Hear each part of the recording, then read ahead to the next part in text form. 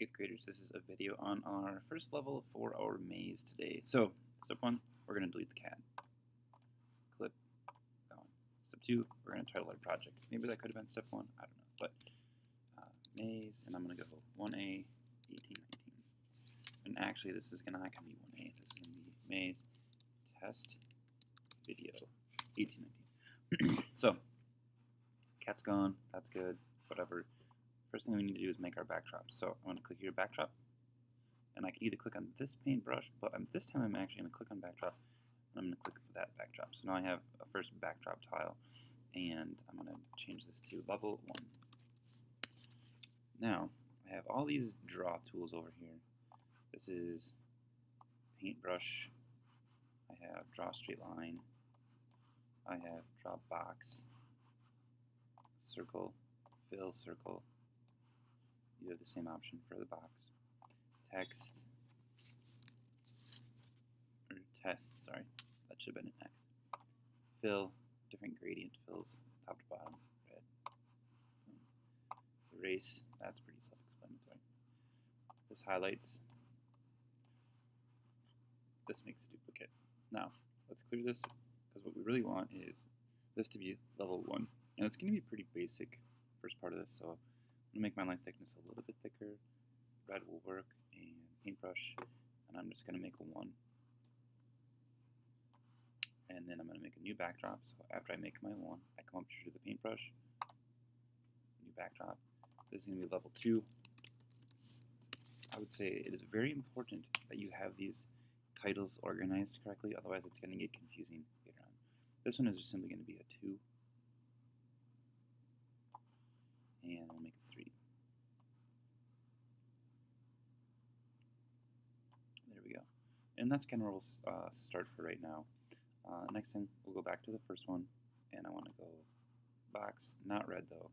We'll switch that to blue.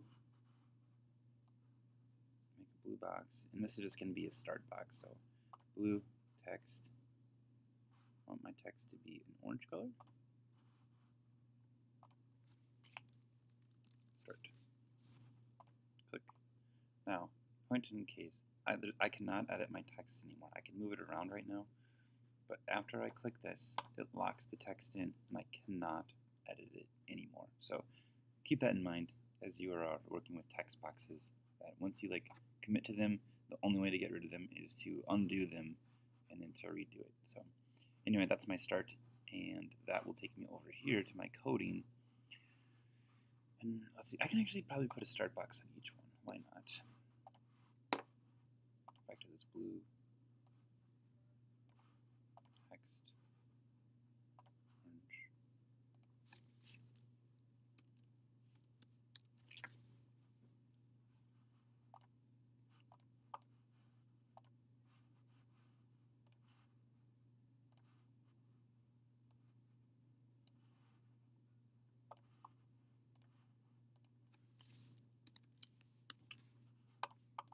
Okay, now right here, we have backdrop. There's no sprites to code yet, so when I go to scripts, this is code for the backdrop, and I just simply want to go when flag clicked, looks, switch backdrop to backdrop, not backdrop 1, level 1, and that was a good check right there, because this right here, backdrop 1, that should say level 3,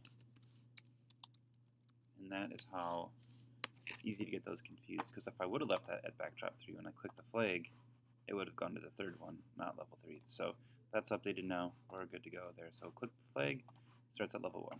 Now, I want to add my characters, so I'm going to go to Sprite Library. I'm going to go with the bug. You can choose whatever you want. I don't really care. There we go. There's my bug. I want to put him up at the start. Right now he's too big, so I'm going to shrink him down. That'll work. Now, my bug code. First thing I want to do is go events. When flag is clicked, I want my bug to go to the start. So I put my bug, I literally drag the bug to the start, drop him there. Go to motion, grab this go to, pop it up there. So these coordinates reflect where he's at right now. Every time I click the flag, my bug is going to go to the start. Next, I want him to move around. So to move my bug around, I'm going to take out another when flake's clicked, Control, and this time I'm going to go right down here. If something happens, then do whatever's in this inside box. So if something happens, then do this. And what I want it to be is if I use an arrow key to move my bug around. So I'm going to go if sensing, and this is like how you would interact with your character. So if key space is pressed, and I'm going to change that to up arrow. I'm going to go to motion because I want him to move, and I'm going to have him point in direction. I'm going to change this to up, and then I'm going to go move 10 steps, drop that underneath. Now, you could pull out those blocks 3 more times, or you could go duplicate, duplicate, and make a duplicate of that code. Because now all I have to do is change these arrows. So this is down, this has to match down. 10 steps is still okay. The other thing you can do is on your computer, if you hold Control and click, you can make a duplicate. You can also do that if you click your mouse pad with 2 fingers. So I need 4 total. I have up, down, now I need right and left. Right is going to be 90, and the left is going to be negative 90. Now, if I run this, it still isn't going to work, and the reason it's not working is because this would be looking for if I'm pushing the arrow at the exact same time I click the flag, then it would work. And so if I want it to always be waiting for the up, down, left, right arrow, I need to go to Control, grab a forever block, drop it in. Now I'll click my flag, my bug moves around. Click the start button, bug goes back. Next thing I want to do is I want to make it so my bug cannot pass through the number 1. And so from there, I'm going to go to Events, when flag clicked again, and I'm going to go to Control.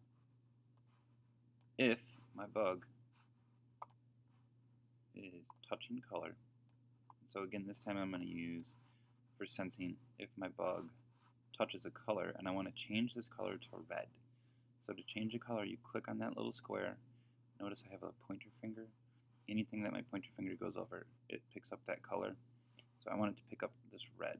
So if touching color red, then motion, move 10 steps, but what I want it to do is move negative 10. And I want that to happen forever. So forever, if it touches red, move negative 10 steps.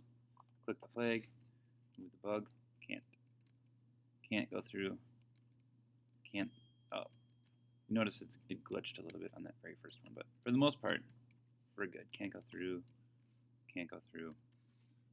Now, to get it to go to level 2, I'm going to paint a sprite. So I'm going to go down here, paint new sprite, and I'm just going to simply drop a box in here. The only thing is this box can't be red because it can't touch red. We'll go with like a purple. Got my box. And let's go with text. Let's go with like a lavender. Level 2. Click. Move. That's good. Now I want to center this box in the middle. So go click. Right now the center is this E, so that's pretty close, but I'm going to just move it right there. I can still move this around, just click off the screen. So I'm going to go to Scripts, move the box. This is too big. I'm going to move it down to the corner, but so I go to my shrink, shrink it down.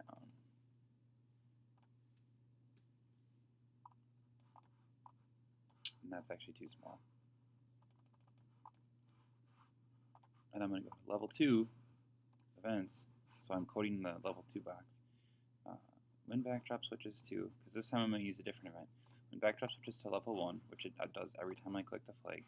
When backdrop switches to level 1, Control. I'm going to go wait until sensing, touching, not touching mouse pointer, but touching beetle, which is the sprite there. Wait until touching beetle, and then I want to switch backdrop to level 2. So now you should click the flag, run the bug, and now I'm at level 2. Notice with this level 2, the next thing it would be is I want this level 2 button to hide. So here I'm going to have to tell that to show up. Run, we're good. Hide, there we go. That's it for today. Cool, sweet, thanks.